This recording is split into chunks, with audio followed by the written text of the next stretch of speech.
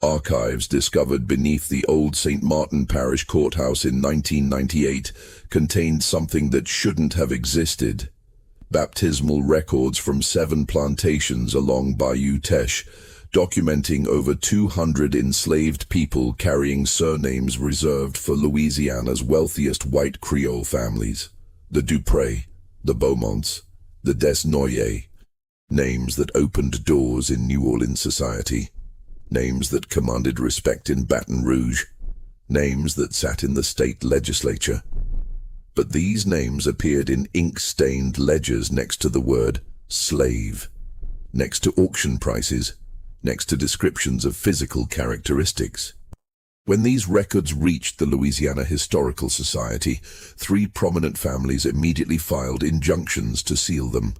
Their lawyers claimed privacy concerns, historical inaccuracies, clerical errors from illiterate record keepers. But the genealogists who'd seen those pages before they disappeared knew the truth was far more disturbing than a simple mistake. They'd found evidence of a secret that Louisiana's plantation aristocracy had buried for generations. Before we continue with the story of what those records revealed, if you're fascinated by hidden histories that challenge everything we thought we knew about the past, make sure to subscribe and hit that notification bell. And I'd love to know where you're listening from. Drop your state or city in the comments below. These stories connect us across time and place, and knowing where you are makes this community even stronger. Now, let's uncover what happened along Bayou Teche. What those genealogists discovered would eventually connect 3 families, 5 plantations, and a conspiracy of silence that had lasted almost 200 years. St. Martin Parish in the 1840s existed in a world of its own making. The bayou country of Louisiana was different from the cotton kingdoms of Mississippi or the tobacco estates of Virginia. Here, the old French and Spanish colonial systems had left their mark in ways that made the social structure more complex, more nuanced, and infinitely more fragile than outsiders understood. The Acadian settlers, the French Creoles, the Spanish merchants, the free people of color who owned property and businesses, all created a society with layers that didn't exist elsewhere in the South. Bayou Teche wound through the parish like a dark ribbon, its waters reflecting cypress trees draped in Spanish moss, its banks lined with sugar plantations that made fortunes during harvest season. The air hung thick with moisture 9 months of the year, carrying the sweet smell of sugarcane during grinding season and the earthier scent of the swamp during summer. This was a place where French was spoken as often as English, where Catholic feast days dictated the rhythm of life as much as planting seasons, where old colonial laws sometimes still held more weight than the newer American statutes. The Desnoyer plantation sat on a particularly prosperous stretch of bayou, 3,000 acres of prime sugarcane land that produced enough hogsheads each season to keep the family in their New Orleans townhouse through the social season. Émile Desnoyers had inherited the property from his father, who'd received it through his mother's family line, connecting back to the original French land grants. Émile considered himself a modern planter, educated at the College of New Orleans, well-traveled, a subscriber to agricultural journals from as far as Cuba and Brazil. He kept meticulous records, believed in the latest innovations in sugar processing, and prided himself on running an efficient, profitable operation. His nearest neighbors were the Beaumont family to the north and the Dupré family to the south. All 3 families moved in the same social circles in New Orleans. Their wives served on the same charity boards. Their children attended the same private academies. During the summer months, when fever season made the bayou country dangerous, these families retreated to their city homes and attended the same dinner parties, the same theater performances, the same requiem masses at the St. Louis Cathedral. But in St. Martin Parish, in the records kept in plantation offices and parish courthouses, something strange was happening. Something that none of these families ever discussed, even among themselves. On the Desnoyers plantation, there lived an enslaved man named Jean-Baptiste Desnoyers. He'd been born on the property in 1814, the son of Marie Desnoyers, who'd been born there in 1789. On the Beaumont plantation, records showed an entire family: Pierre Beaumont, his wife Catherine, and their 5 children, all enslaved, all carrying the Beaumont name through 3 generations. The Dupré plantation had even more: 12 people across 2 family lines, all documented as slaves, all bearing the surname Dupré in the baptismal records kept by the parish priest. Father Rousseau, who served Saint Martin de Tours Church, kept these records faithfully. He baptized enslaved infants with their full names, recorded marriages, noted deaths. He never questioned the surnames, never asked why enslaved people carried the names of the families who claimed to own them. Perhaps he assumed these were the results of informal marriages between planters and enslaved women, a common enough occurrence, though rarely acknowledged in polite society. Perhaps he thought it was merely local custom, or perhaps he knew exactly what those names meant and chose to keep his silence. The enslaved community knew. They understood the meaning behind those surnames, passed them down with careful intention, taught their children the significance of carrying names that made the white families uncomfortable. On Sunday afternoons, when enslaved people from different plantations gathered during their rare free time, the Desnoyers would find the Beaumonts. The Dupré would seek out the Landrys and the Thibodeaus, other plantation families whose names appeared both in the big houses and in the quarters. In the Desnoyer family quarters, Jean-Baptiste lived with his wife Marguerite and their 3 children. He worked as the plantation's head cooper, a skilled position that kept him essential to the operation. During grinding season, every hogshead of sugar needed barrels, and Jean-Baptiste could craft them faster and better than anyone in the parish. He'd learned the trade from his father, who'd learned it from his father.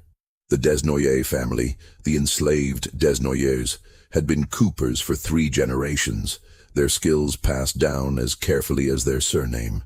Jean-Baptiste was a careful man. He moved through his work with quiet precision, never drew attention to himself, taught his sons the same caution. But he also taught them to remember. Remember the stories passed down from the old ones. Remember the names. Remember that the surname they carried meant something more than the plantation owners wanted anyone to know. Émile Desnoyers knew about Jean-Baptiste, of course. It was impossible not to know. They shared the same surname, lived on the same property, saw each other almost daily during harvest season. But Émile had perfected the art of not noticing. He would call Jean-Baptiste by his first name only, would refer to him in correspondence as the cooper or the skilled barrel maker. In the plantation ledgers, Jean-Baptiste appeared as Jean-Baptiste, cooper, with no surname listed, despite the fact that the parish church records clearly showed him as Jean-Baptiste Desnoyers. This elaborate pretense extended across all the plantation families. At social gatherings in New Orleans, if anyone mentioned the strange circumstance of enslaved people bearing French family names, the subject would be politely redirected.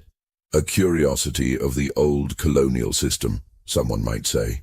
Merely the priests being overzealous in their record-keeping, another would add. The conversation would move on to safer topics: sugar prices, the latest fashions from Paris, politics in Washington. But beneath this carefully maintained surface, something was building. The enslaved families with French surnames knew their history in ways the white families desperately wanted forgotten. They kept their own records, their own stories, passing them down through oral tradition with the kind of precision that comes from knowing such stories are dangerous to tell, but too important to lose. The disruption came from an unexpected source. On a humid morning in June 1847, a young lawyer from Massachusetts arrived in St. Martinville, the parish seat. His name was Charles Porter, and he'd been sent by an abolitionist society in Boston to investigate rumors about Louisiana's free people of color losing their freedom through fraudulent legal proceedings. Porter was 26, earnest, and dangerously naive about the complexity of Louisiana society. He'd set up temporary residence at the modest hotel in town and began his work by reviewing public records at the courthouse. This was legal. Louisiana law allowed examination of property deeds, court proceedings, and parish records. Porter spent his first week copying deed transfers, looking for evidence of free people being illegally enslaved. What he found instead was something he hadn't expected. The baptismal and marriage records showed a pattern that made no sense to his northern sensibilities. Enslaved people with surnames. Not just any surnames, but names that matched the prominent families whose plantations he'd passed on his journey from New Orleans. Porter, trained in Massachusetts law where such things didn't happen, assumed he'd found evidence of a massive fraud. He theorized that free people of color were being illegally held as slaves, their freedom papers destroyed, their status changed through corruption. He was wrong, but his mistake would set off a crisis that the plantation families had avoided for generations. Porter began interviewing the free people of color in St. Martinville, showing them the records he'd copied, asking if they knew the enslaved individuals with these surnames. The free Creole community, who understood the delicate racial and social dynamics far better than Porter ever could, grew nervous. They gave him evasive answers, suggested he might be misunderstanding the local customs, recommended he speak with the parish priest for clarification. Father Rousseau received Porter in the church rectory with polite wariness. When Porter spread his copied records on the table and began asking about the enslaved Desnoyers, Beaumonts, and Dupré, the priest's face remained carefully neutral. "Monsieur Porter, you must understand that Louisiana is not Massachusetts," Father Rousseau said in his accented English. "Our history is more complicated than you might imagine. But Father, these records show enslaved people with the same names as the families who own them. In some cases, these families have existed for 3, even 4 generations. Doesn't this indicate that these people should be free? That they're being held illegally?" Father Rousseau chose his words carefully. "The church records what is presented to us. We baptize children with the names their parents provide. We do not inquire into legal status. That is not our domain." Porter wasn't satisfied. He pressed further, asking why the church would help perpetuate such obvious injustice. Father Rousseau's expression hardened slightly. "Young man, I would suggest you are making assumptions about matters you do not fully understand. Perhaps it would be wise to conclude your business here and return to Boston." But Porter didn't leave. Instead, he began visiting the plantations, requesting to speak with the enslaved people whose names appeared in the church records. This was his crucial mistake. Plantation owners in Louisiana had broad authority over their properties, and they didn't take kindly to northern abolitionists attempting to interview their enslaved workforce. Émile Desnoyers received Porter's visiting card at his plantation office on a Thursday afternoon. The card was formal, proper, requesting an appointment to discuss certain parish records pertaining to persons on the Desnoyers property. Émile read it 3 times, his jaw tightening with each reading.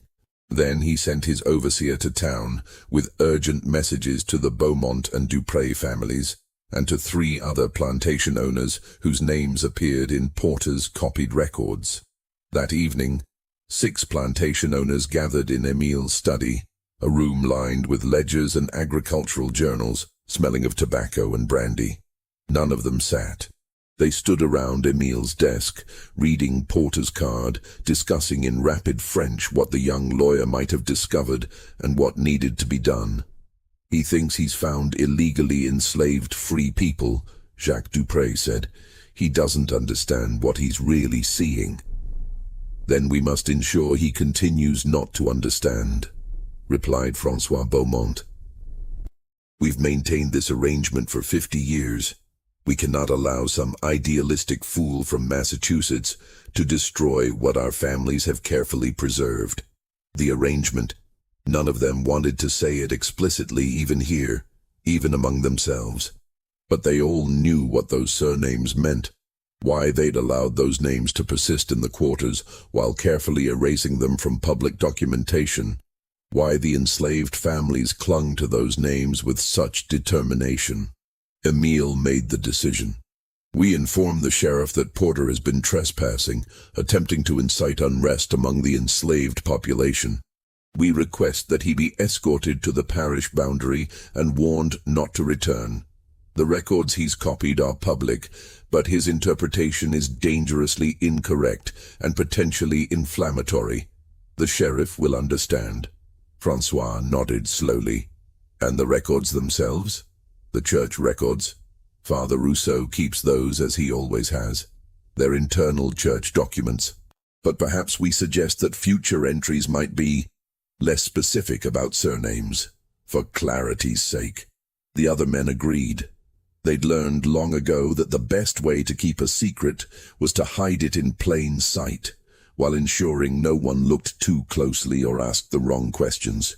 Sheriff LeBlanc escorted Charles Porter to the parish boundary 3 days later. The conversation was polite but firm. Porter's investigations were creating unrest. His misunderstanding of Louisiana law was potentially dangerous, and for his own safety, the sheriff emphasized this part carefully. It would be best if he continued his work elsewhere.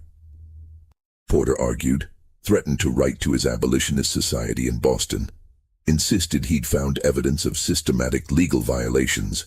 The sheriff listened patiently, then pointed to the road leading east toward Mississippi. Porter left, but not before sending a lengthy report to Boston, complete with copied parish records and his theory about illegally enslaved free people. The Abolitionist Society published portions of his report in their newspaper, though the story gained little traction among Northern readers who were already convinced that Southern slavery was fundamentally unjust. Porter's specific claims about surnames seemed like a minor detail in a system entirely predicated on injustice. In St. Martin Parish, life returned to its careful equilibrium. The plantation owners relaxed. Porter had been dealt with. His misunderstandings would fade into the background noise of abolitionist propaganda, and the particular secret of those surnames remained safely hidden beneath his incorrect interpretation. But something had shifted in the quarters. The enslaved families with French surnames now knew that their names had drawn outside attention, that someone had noticed what the plantation owners pretended not to see. Jean-Baptiste Desnoyers had heard about Porter's visit from other enslaved people who worked in town. He'd heard that Porter had been asking questions about the Desnoyers name, about baptismal records, about freedom papers. On a Sunday afternoon, when the enslaved people from neighboring plantations gathered near the bayou during their free time, Jean-Baptiste met with Pierre Beaumont and Louis Dupré. These 3 men, heads of their respective families, made it their business to know what was happening across the plantation district. They sat on logs beneath cypress trees, fishing poles in hand as cover for their real purpose, conversation away from white oversight. The Boston man thought we should be free, Louis said quietly. He thought the names meant we had freedom papers that were taken from us. Pierre shook his head. He understood nothing. The names mean something, but not what he thought. Jean-Baptiste watched his fishing line drift in the dark water. My grandfather told me stories before he died. He said we carried these names for a reason, but he never said why we weren't to speak of it directly. Only that we must remember, we must pass the names down, and we must wait. Wait for what? Louis asked. He didn't say, or perhaps he didn't know himself. He'd heard it from his father, who'd heard it from his mother, back to the old times. The French times, before Louisiana was sold to the Americans. This was the mystery that lived at the heart of the enslaved families with French surnames. They knew the names were significant. They knew they were supposed to preserve them, pass them down, remember. But the reason why had been lost in the passage of years, in the careful oral tradition that sometimes lost details even as it preserved the essential core. The older generation, those who'd been born in the 1780s and 1790s, had whispered things before they died. Stories about the old colonial system, about different laws that existed before the Americans came, about promises made and then forgotten when power changed hands. But these stories were fragmentary, confused by time and trauma, mixed with the kind of hopeful thinking that oppressed people sometimes needed to survive. What Jean-Baptiste and the others didn't know, what had been deliberately obscured by the plantation families for 2 generations, was that their surnames weren't accidents of colonial record-keeping or the results of informal relationships. The names carried a legal significance that had once been recognized under French and Spanish colonial law, a significance that the plantation families had spent decades ensuring remained buried and forgotten. The years passed. Porter never returned to Louisiana, though his report occasionally resurfaced in abolitionist publications. The plantation families continued their careful pretense, erasing surnames from their private records while allowing them to persist in church documents that few people outside the parish ever examined. Life in St. Martin Parish followed its predictable rhythm of planting and harvest, of summers in New Orleans and winters on the bayou, of births and deaths and the slow accumulation of profit from sugar. But as the 1850s progressed, the political situation changed in ways that made the plantation families increasingly nervous. The question of slavery's expansion into new territories dominated national politics. The Compromise of 1850 had briefly calmed tensions, but by 1854, the Kansas-Nebraska Act had reignited them. Louisiana's plantation owners watched the national debates with growing unease, understanding that their entire social and economic system might be approaching a crisis point. In 1856, something happened that would eventually force the secret of the surnames into partial light. Émile Desnoyers' eldest son, Philippe, returned from studying law in Paris. Philippe was 23, sophisticated, full of European ideas about rational governance and modern legal systems. His father had sent him to Paris partially for education, but also to make connections with French merchants who bought Louisiana sugar. Philippe had succeeded on both counts, but he'd also developed something his father hadn't anticipated, a genuine interest in legal history and colonial law. Philippe spent his first weeks back in Louisiana, reacquainting himself with the plantation, reviewing his father's records, and organizing the somewhat chaotic family archives that stretched back to the original French land grants.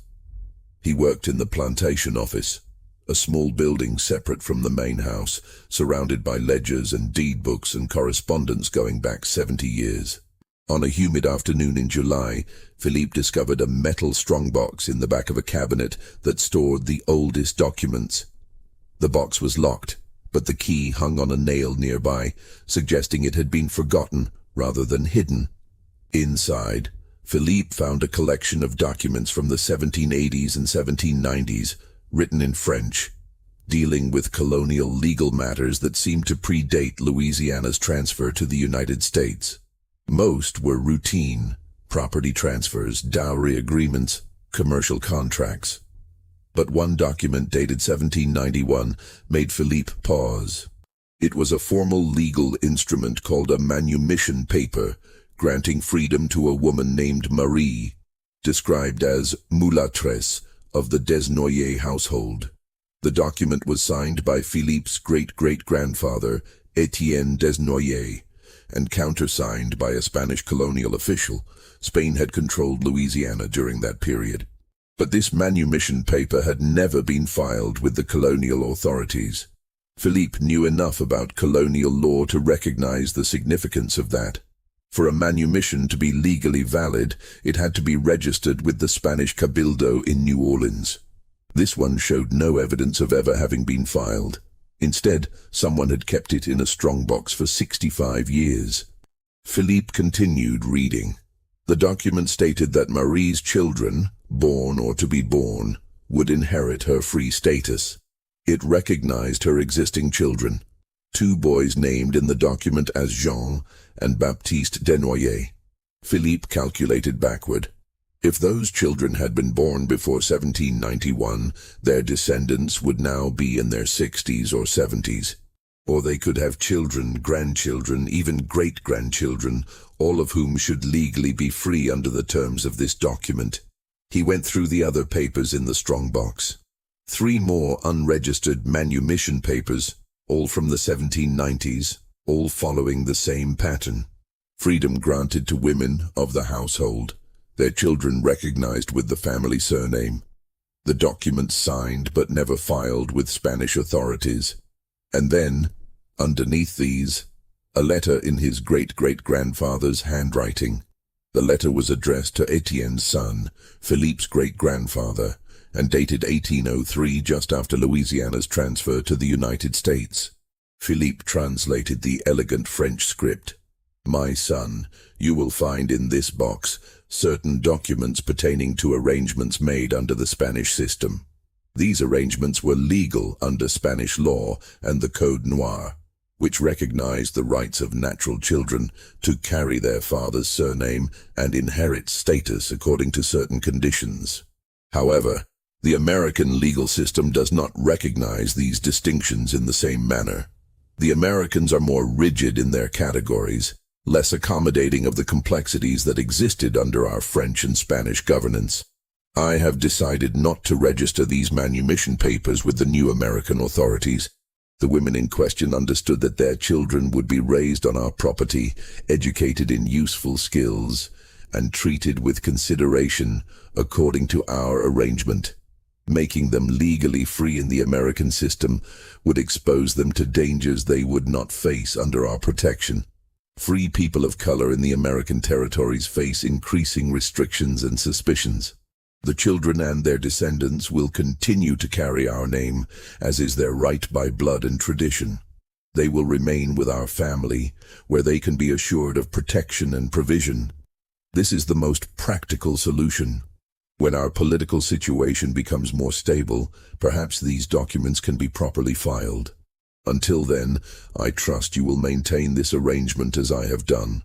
Philippe read the letter 3 times, his hands shaking slightly.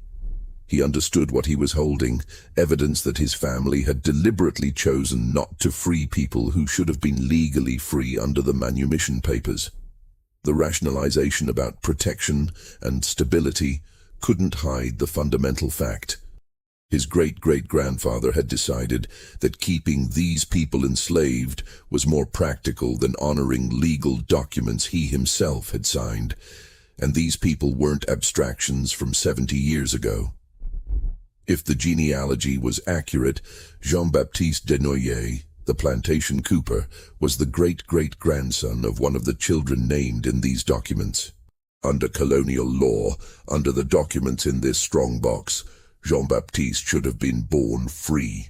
Instead, he was enslaved, had been enslaved his entire life, along with his parents, his grandparents, and his children. Philippe sat in the plantation office as the afternoon light faded, surrounded by evidence of a systematic deception that had lasted for generations. He thought about the legal implications, the moral implications, the practical impossibilities of trying to set any of this right in 1856 Louisiana. He thought about the fact that his family's wealth, including the expensive Parisian education he just completed, had been built partially on the labor of people who should have been free. That evening, Philippe brought the strongbox to his father's study. Émile examined the documents with an expression that shifted from surprise to recognition to resignation. "You knew about these," Philippe said. It wasn't a question. Émile closed the strongbox carefully. "I knew there had been arrangements in the old times. My father mentioned it once, said there were complications from the French and Spanish period that were best left undisturbed. I never looked for details. It seemed wiser not to know precisely. But, father, these people should be free. Under the manumission papers, under colonial law that no longer applies.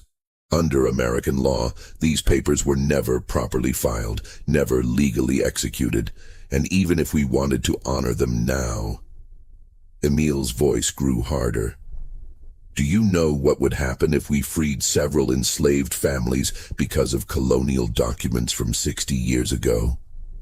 Every enslaved person in Louisiana with any connection to the colonial period would demand examination of old records. Every family like ours would face claims and lawsuits. The entire legal foundation of property in this state would be called into question. So we do nothing. We allow the injustice to continue. Emile stood, walked to the window overlooking the quarters where Jean-Baptiste and his family lived. We maintain an impossible situation because undoing it would create chaos that could destroy not just our family, but the entire social structure of the state. Your great-great-grandfather made a choice. Perhaps it was wrong, but we cannot unmake it now without consequences none of us can control. Philippe returned to France 2 months later. He told his father he wanted to complete additional studies, but both men knew he was fleeing from knowledge he couldn't reconcile with continuing to benefit from the plantation system. Emile returned the strongbox to its cabinet, locked it, and hung the key on its nail. The documents remained hidden, the surnames remained in the quarters, and the pretense of not noticing continued. If the story had ended there, the secret of the surnames might have remained buried forever, lost in the destruction of the Civil War and the chaotic Reconstruction period that followed.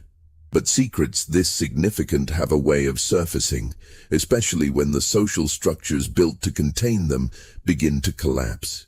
The Civil War came to Louisiana in 1862, when Union forces captured New Orleans. St. Martin Parish remained under Confederate control for another year. But the presence of Union troops less than 100 miles away changed everything.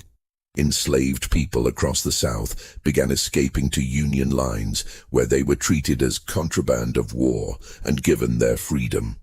The plantation owners in St.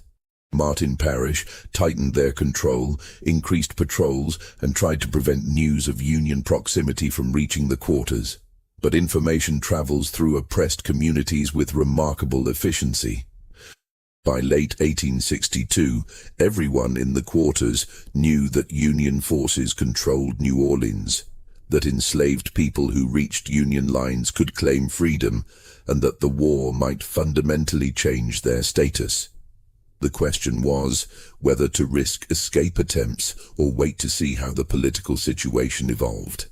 For the enslaved families with French surnames, this moment presented particular complexities. Jean-Baptiste Desnoyers was 58 years old in 1862, still working as the plantation cooper, but increasingly limited by arthritis in his hands. His oldest son, Antoine, was 32 and had taken over much of the barrel-making work. Antoine had a wife and 3 young children. Escaping to Union lines meant a dangerous journey through Confederate-controlled territory with small children, with no guarantee of what they'd find when they arrived. But staying meant accepting enslavement, even as other people were claiming their freedom. The tension created by this impossible choice affected everyone in the quarters, created arguments between those who wanted to risk escape and those who counseled patience and caution. The situation grew more complex in May 1863, when Emile Desnoyers died suddenly of a stroke. His wife had passed away 2 years earlier, which meant the plantation now belonged to his sons. Except Philippe was still in France, and his younger brother, Henri, had been killed at Shiloh the previous year. The property was technically Philippe's, but he was abroad and unreachable given the Union blockade. The plantation was managed by Emile's nephew, Victor Pichon, who had neither his uncle's caution nor his understanding of the complex history surrounding certain families in the quarters. Victor was 35, had spent most of his adult life managing a smaller plantation in Assumption Parish, and saw the Desnoyers property primarily as a business opportunity. When he reviewed the plantation records, he noticed something that had bothered him for years, but which his uncle had always dismissed when Victor raised the question. Why did some of the enslaved people in the records have surnames, particularly surnames that matched white families in the parish? Victor decided this was a paperwork error that needed correction. In July 1863, he announced that all enslaved people would henceforth be recorded in the plantation ledgers by first name only, with no surnames. For buying and selling purposes, they would be listed with descriptive identifiers rather than family names. This was actually standard practice on most plantations, but the Desnoyers property and several neighboring estates had maintained the older colonial practice of recording surnames. When Jean-Baptiste heard about this new policy, something in him broke. He'd spent his entire life carrying the Desnoyers name, had taught his children and grandchildren that the name mattered, that they must remember and preserve it. The name was all they had, the only tangible connection to a freedom that should have been theirs, even if they didn't fully understand why. To have it erased now, when freedom might actually be possible, was unbearable. Jean-Baptiste did something he'd never done before. He requested a meeting with Victor Pichon. The overseer was surprised. Enslaved people didn't request meetings with the plantation owner. But Victor, curious about this unusual request, agreed. They met in the plantation office, the same room where Philippe had discovered the strongbox 6 years earlier. Jean-Baptiste stood before Victor's desk, his hat in his hands, his posture carefully respectful. He was old enough to remember stories from his parents about the brutal punishments that could result from speaking out of turn. "Monsieur Pichon, I understand you're changing how names are recorded," Jean-Baptiste began carefully. "I wanted to ask if the Desnoyers name could remain for my family." "It's been our name for a long time, sir. Generations." Victor looked up from his papers, genuinely confused. "Why does it matter what's written in the ledgers? You're aware of who your family is. The records are just for administration. The name matters, sir. My grandfather's grandfather was named Desnoyers. My children are Desnoyers. It's who we are." Victor's confusion turned to irritation. "You're named what I say, you're named in my records. This conversation is presumptuous. The meeting is over." Jean-Baptiste didn't move. "Sir, with respect, there are old papers. Papers that say about the name, about our family." Victor's irritation sharpened into attention. "What papers? What are you talking about?" And Jean-Baptiste, pushed by desperation and the chaotic moment of the war, made a calculated risk. "Papers from the old times, sir. The French times. Papers that say about freedom, about the Desnoyers name belonging to certain families. My grandfather told stories. He said there were papers that proved we had the name for a reason." Victor studied the old man before him, seeing not deference anymore, but something harder to categorize. "How would you know about any such papers?" "Stories passed down, sir. Just stories. But I thought, maybe you knew about them too. Maybe that's why the name stayed in the records all these years." Victor dismissed Jean-Baptiste and spent the next hour searching the plantation office. He found nothing. The strongbox was well hidden, and he didn't know to look for it. But Jean-Baptiste's words bothered him. That evening, he wrote to François Beaumont, his wife's uncle, asking if there was any historical basis for enslaved people claiming the right to carry French family surnames. François's return letter was urgent and alarmed. He requested Victor meet with him and 2 other plantation owners immediately. When Victor arrived at the Beaumont plantation 3 days later, he found himself facing 5 men who'd known his uncle Emile, men who'd spent decades managing the peculiar situation of the surnames. They explained carefully, telling Victor enough to make him understand the sensitivity without revealing the full extent of the problem. Yes, there had been complications from colonial times. Yes, certain families had been allowed to keep surnames for historical reasons. Yes, it was better to leave the arrangement alone rather than call attention to it. No, Victor should absolutely not investigate further or ask the enslaved families what stories they'd been told. But don't they realize they might have legal claims? Victor asked. If there are actual documents from colonial times. There are no documents, Jacques Dupré said firmly. There are stories, rumors, Wishful thinking passed down by people who wanted to believe they deserved more than their station. We've maintained peace for decades by not challenging those stories, but also not acknowledging them. You'd be wise to do the same. Victor returned to the Desnoyer plantation unsatisfied, but warned. He didn't change the record-keeping policy, but he also didn't press the issue further. The surnames remained in the ledgers, and Jean-Baptiste returned to his work, knowing he'd taken a risk but uncertain whether it had accomplished anything. The collapse of the Confederacy came rapidly in Louisiana. In April 1863, Union forces secured control of the entire Mississippi River after the siege of Vicksburg. St. Martin Parish found itself surrounded by Union-occupied territory. Confederate authority became nominal, then non-existent. By June 1863, Union troops arrived in St. Martinville, and the enslaved people of the parish began claiming their freedom. The transition was chaotic. Some plantation owners tried to maintain control, offering wages to convince newly freed people to stay. Others simply abandoned their properties and retreated to Texas or Mexico.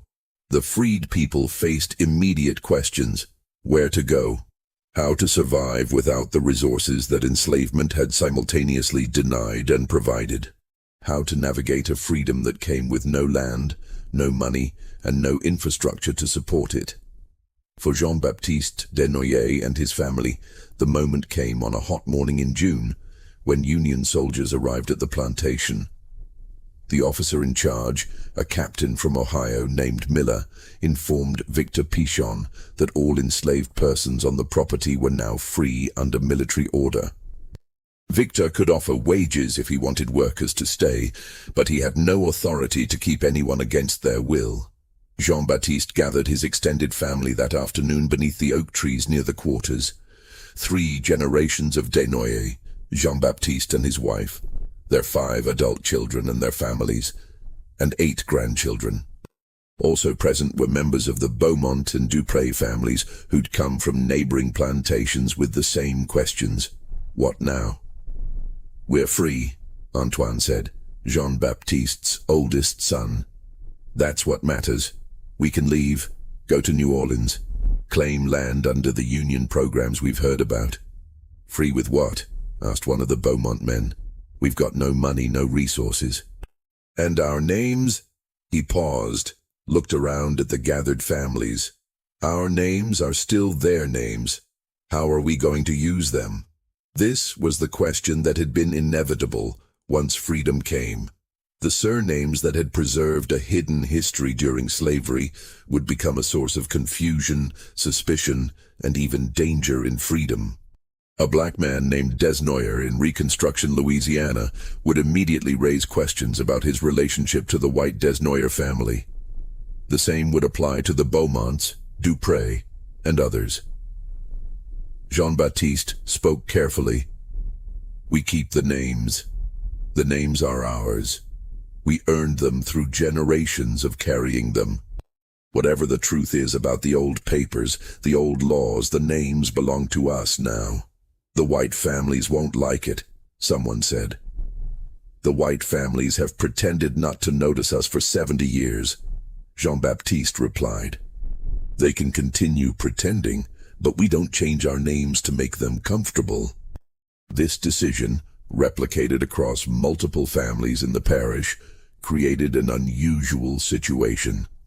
As St. Martin Parish began registering freed people during Reconstruction, the records showed dozens of black families with prominent French surnames.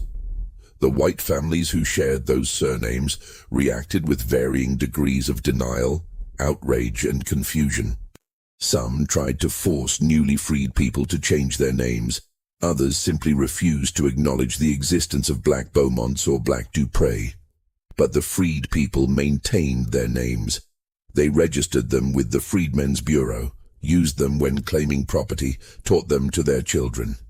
The names were their connection to a past that slavery had tried to erase, even if the full truth of that past remained hidden in locked strongboxes and buried memories. The crisis of the surnames reached its peak in November 1863, when Philippe Desnoyers finally returned from France. He'd been unable to get back to Louisiana during the war, but once Union forces controlled New Orleans, he managed passage on a French merchant vessel. He arrived at the plantation to find it operating under Union supervision, his cousin Victor having fled to Texas, and Jean-Baptiste Desnoyers supervising the former quarters as an unofficial leader of the freed community. Philippe and Jean-Baptiste finally met properly for the first time. They sat on the porch of the plantation office. Jean-Baptiste no longer had to stand hat in hand before a white man's desk. Philippe had brought with him the strongbox. He'd retrieved it from its hiding place, had carried it to France and back, had spent 7 years trying to decide what should be done about it. "I found these papers in 1856, Philippe said, opening the box. "They're manumission documents from the 1790s. If they'd been properly filed, your great-great-grandfather would have been free, which means you should have been born free." Jean-Baptiste looked at the documents, at the old French script he couldn't read. "My grandfather told stories. He said there were papers, that our name meant something. I never knew if the stories were true or just hope dressed up as history. They were true. Your family should have been free for 70 years. My family prevented that by not registering these papers when Louisiana transferred to American control. We profited from your labor for generations when we had no legal right to do so." Jean-Baptiste was silent for a long moment, looking at papers that represented a stolen inheritance of freedom. Then he said, "Can they be filed now? Would they make any difference?" Philippe had consulted with lawyers in New Orleans before coming to St. Martin Parish. "The Emancipation Proclamation freed you regardless of these papers, but yes, I believe they should be filed. They're evidence of a historical wrong, and they establish your family's legal right to the Desnoyers name through blood and colonial law, not just through the tradition you've maintained. Why are you telling me this? Why give me these papers?" "Because it's the truth. Because my family owes your family a debt we can never fully repay. And because you preserved the names when you had every reason to give up on them. That perseverance deserves to know it was justified." Philippe filed the manumission papers with the Freedmen's Bureau and the Louisiana civil authorities. He also provided depositions about his family's decision not to honor them, about the systematic concealment that had lasted decades. The filing created a minor scandal in New Orleans legal circles. Here was a white plantation owner admitting that his family had illegally enslaved people who should have been free under colonial law. But the larger significance was soon buried under the chaos of Reconstruction. Louisiana in the 1860s and 1870s was consumed by political violence, economic collapse, and the struggle over black civil rights. The specific case of the Desnoyers manumission papers became one detail among thousands of legal complications emerging from slavery's end. What mattered to the freed families in St. Martin Parish was simpler. They had their names, they had evidence that those names represented something real, and they would continue to carry them into freedom. The freed families with French surnames scattered across Louisiana and beyond during Reconstruction. Some stayed in St. Martin Parish, working as paid laborers or sharecroppers on the same plantations where they'd been enslaved. Others moved to New Orleans, where they joined the complex community of free people of color and newly freed people trying to build lives in an urban economy. Still others migrated north or west, carrying their surnames to Chicago, St. Louis, California. Jean-Baptiste Desnoyers remained in St. Martin Parish until his death in 1868. He worked as a paid cooper, taught his grandchildren the trade, and became known in the freed community as someone who remembered the old stories, who could explain to younger generations why their surnames mattered.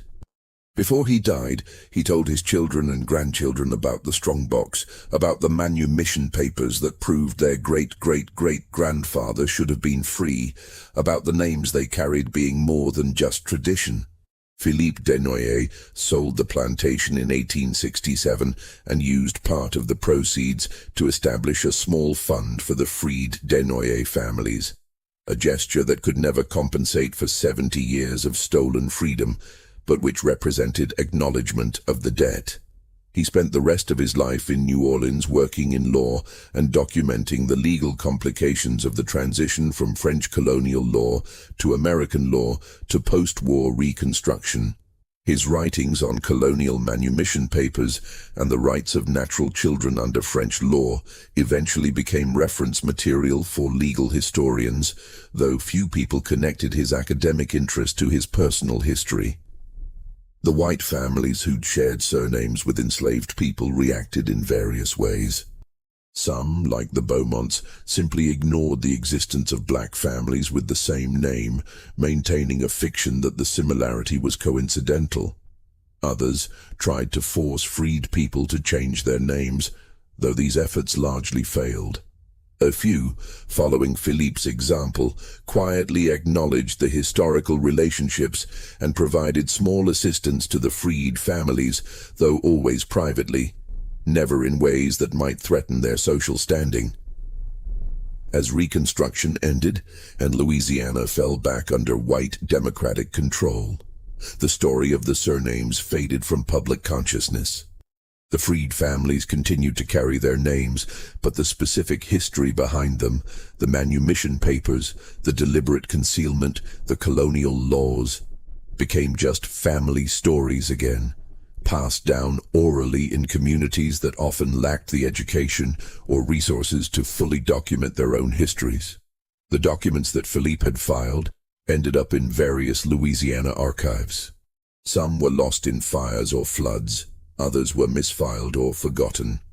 The families themselves scattered, moved, changed, adapted to new circumstances. The names remained, but the full context of why they mattered gradually faded. By the early 1900s, when older generations who remembered slavery died, much of the specific history was lost. Younger generations knew they carried French surnames, knew vaguely that this had something to do with old plantation families, but the details of manumission papers and colonial law were largely forgotten. The names became simply part of their identity, with the deeper history surviving only in fragments. This is why the discovery of the baptismal records in 1998 was so significant. Here was documentary evidence of the surnames spanning generations, of enslaved families maintaining French names despite every pressure to abandon them, of a hidden history that the plantation families had spent decades trying to obscure. When genealogists examined those records and cross-referenced them with other archives, they began to reconstruct what had been deliberately obscured. The systematic pattern of families bearing surnames that should have indicated free status under colonial law, but who remained enslaved because documents had never been properly filed. The legal injunctions that sealed those records were eventually overturned. The documents are now available to researchers, though they remain controversial. Descendants of the white families argue that the situation was more complex than simple injustice, that colonial law was ambiguous, that their ancestors believed they were providing protection rather than perpetrating theft. Descendants of the enslaved families point to the manumission papers, to the evidence of deliberate concealment, to the 70 years of stolen freedom. The truth, as always, is complicated, but ultimately clear. People who should have been free remained enslaved because it was economically convenient and socially easier to maintain that enslavement than to honor documents that challenged the racial and economic system. The plantation families pretended not to notice the surnames because noticing would have required acknowledging an injustice they were not willing to remedy. The families who carried those surnames through slavery and into freedom knew their names mattered, even when they didn't fully understand why. They preserved them with determination, passing them down as a form of resistance, as a connection to a past that slavery tried to erase, as a claim to identity and dignity that no system of oppression could fully destroy. Today, across Louisiana and beyond, There are black families with French Creole surnames, Desnoyers, Beaumont, Dupré, and dozens of others. Most don't know the specific history of how their ancestors acquired and maintained those names, but the names themselves remain as evidence of a complicated past, of families who preserved their identity across generations, and of a historical injustice that Louisiana's plantation aristocracy tried for decades to hide behind a careful pretense of not noticing what they absolutely knew was there.